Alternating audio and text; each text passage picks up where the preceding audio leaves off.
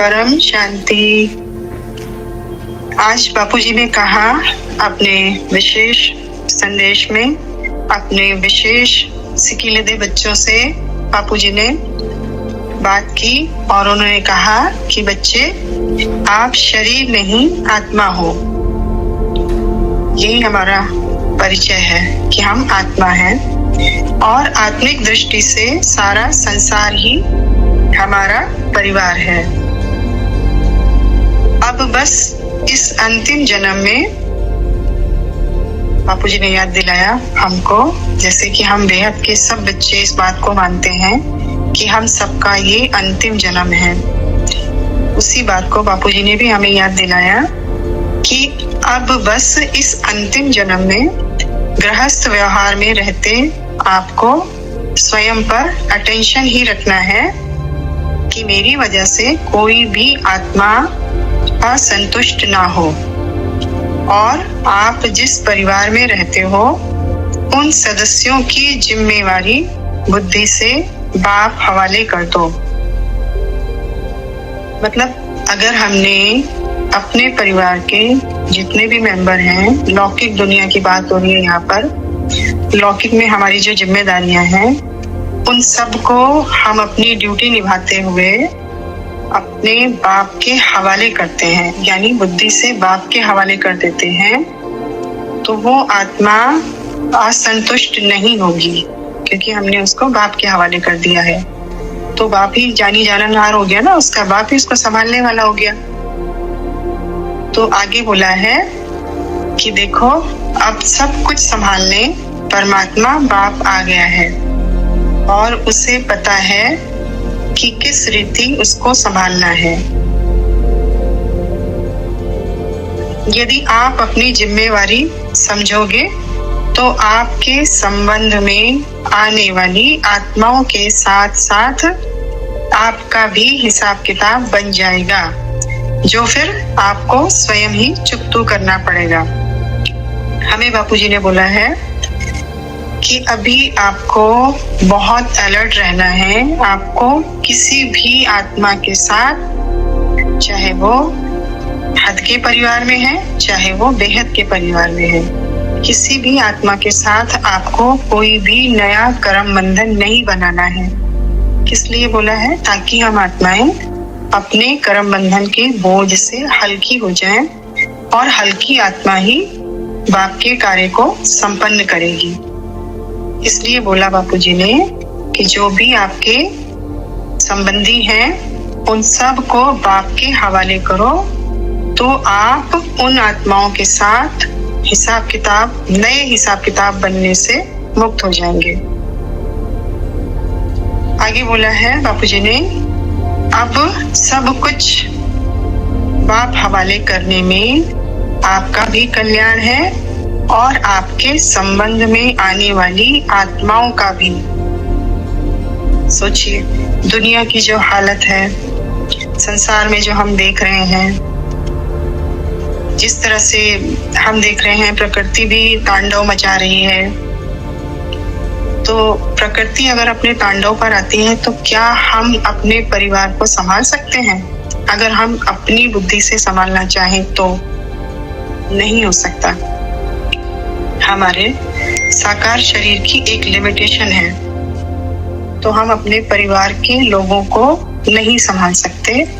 तो हमें क्या करना चाहिए? हमें सब कुछ, यानी अपने परिवार सहित सब कुछ बाप के हवाले कर देने में ही हमारा भी कल्याण है और हमारे संबंध संपर्क परिवार में आने वाली या परिवार में हद की आत्माएं या बेहद की आत्माएं, उन सब को हम बाप के हवाले करेंगे तो हम क्या हो जाएंगे? हम निश्चिंत हो जाएंगे कि संभालने वाला कौन है? संभालने वाला मेरा बाप है, क्योंकि हमारा बाप तो स्वयं ही आ गया है हम बच्चों की जिम्मेवारी संभालने। ये जिम्मेवारी बाप अपने ऊपर क्यों ले रहे हैं? क्योंकि बच्चों को बाप हल्का करना चाहते हैं कि बच्चे अपनी जिम्मेवारियों से मुक्त हो जाएं और जो बाप का कार्य है, जो बाप का संकल्प है, जो विश्व महापरिवर्तन का लक्ष्य है, उस काम को उस जिम्मेवारी को बच्चे संभालें। बेहद के जो महापरिवर्तन होने वाला है, इतना बड़ा पूरा यहाँ से लेके पूरा मल्टीवर्स तक का जो परिवर्तन होना है पूरे विश्व का, उस जिम्मेवारी में बच्चे लग जाएं और लौकिक जिम्मेवारियों से मुक्त हो जाएं। तो फिर आगे बापूजी कहते हैं कि आपका बाप स्वयं आ गया है, आप बच्चों की जिम्मेवारी संभालने। फिर बार बार सोच कर क्यों भारी हो जाते हो? ये कौन से बच्चे भारी होते हैं? जो बाप के हवाले अपनी जिम्मेवारियों को नहीं करते, वो बच्चे सोच कर भारी होते हैं। अब क्या होगा, अब कैसे होगा?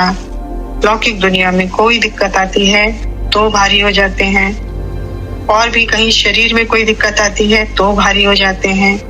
तो बापूजी कहते हैं कि जब बाप आ गया है सारी जिम्मेवारी संभालने, तो फिर आप क्यों सोच कर भारी होते हैं? आगे बोला है बापूजी ने कि जो थोड़ा बहुत हिसाब किताब है वो सहज रीति चुकतू करो, अर्थात बार बार बाप को समर्पण कर अपनी सीट पर सेट होने का अभ्यास करो। हम बाप को समर्पित करते रहें, हमारी जिम्मेवारियां, हमारी परेशानियां, हमारी सारी प्रॉब्लम्स, जो कुछ भी है वो सब कुछ संभालने वाला बाप है, वो बाप संभालेगा। और जब बाप संभाल रहा है तो मेरे ऊपर कोई जिम्मेवारी नहीं, मेरे ऊपर खाली एक ही जिम्मेवारी है कि मैं अपनी सीट पर सेट रहूं, यानी अपनी ओरिजिनलिटी में रहूं, यानी मैं आत्मा अपनी आत्मिक स्टेज में रहूं, बाप के रूप में रहूं और उसी कार्य में बिजी रहूं, बाप के कार्य में बिजी रहूं। बाप का कार्य मतलब विश्व परिवर्तन का कार्य, परम शांति के वाइब्रेशन से पूरे मल्टीवर्स तक एक एक कण में परम शांति और परम प्रकाश भरने का अभ्यास। इसी सीट पर हम सेट रहें। आगे बोला है, अब अपना हिसाब किताब मत बनाओ। यह ना हो कि समय परिवर्तन हो जाए और आपको पश्चाताप करना पड़े। अब बस समय परिवर्तन हुआ कि हुआ। इसलिए बच्चे, इस समय सबसे अधिक जरूरी है अपनी एक रस अर्थात शांत चित्त स्थिति में स्थित रहना। हमारी एक रस स्थिति क्या है?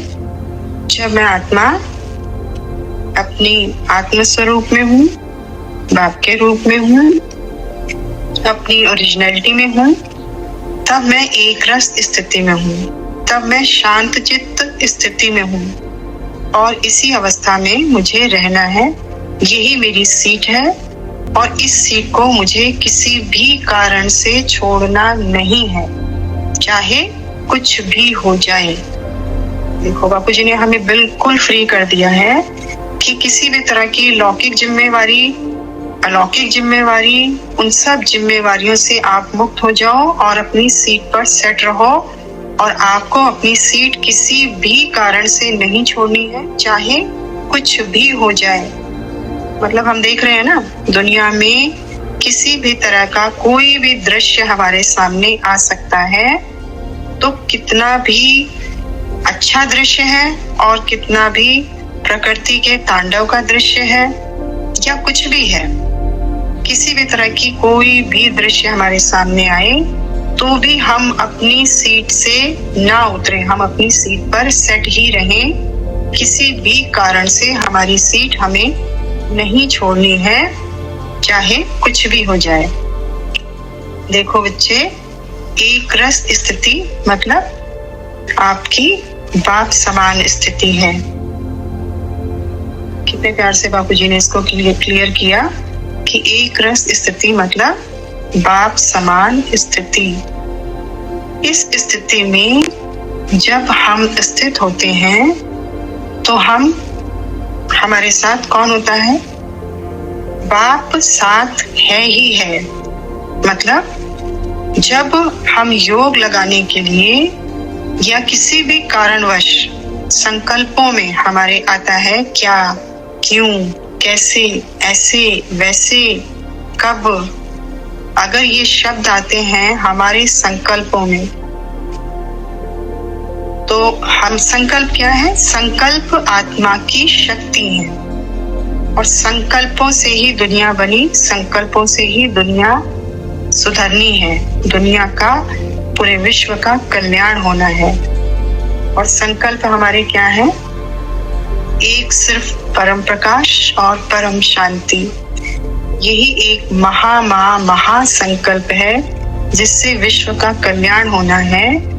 तो हमें किसी भी कारणवश अपने संकल्पों में कब, क्या, क्यों, कैसे, ऐसे, वैसे इन शब्दों को लाना भी नहीं है, संकल्पों में भी नहीं लाना है, क्योंकि आत्मा की पावर संकल्प है और हम उस पावर को किस लिए यूज कर रहे हैं? विश्व कल्याण के लिए।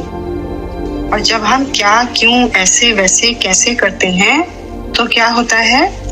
तो हम बाप से दूर हुए, तो मतलब हमारी जो मंजिल है, हमारा जो डेस्टिनेशन है, जो हमारा लक्ष्य है, हम उससे भी दूर हो जाते हैं। इसलिए सदा प्रेम स्वरूप बनकर रहो। प्रेम स्वरूप बनकर रहो मतलब बाप के प्यार में लवलीन रहें। प्यार में लवलीन मतलब परम शांति, परम प्रकाश में ही गहरे डूबे रहें, उसी संकल्प में एक रस रहें। ये एक रस अवस्था ही बाप समान अवस्था है। तो इसी अवस्था में हम हमेशा प्रेम स्वरूप बने रहें। कोई भी बड़े से बड़ा कारण आपको आपकी स्थिति से ना हिलाए। बस बच्चे, आप मंजिल के समीप ही हो। अच्छा, परम शांति।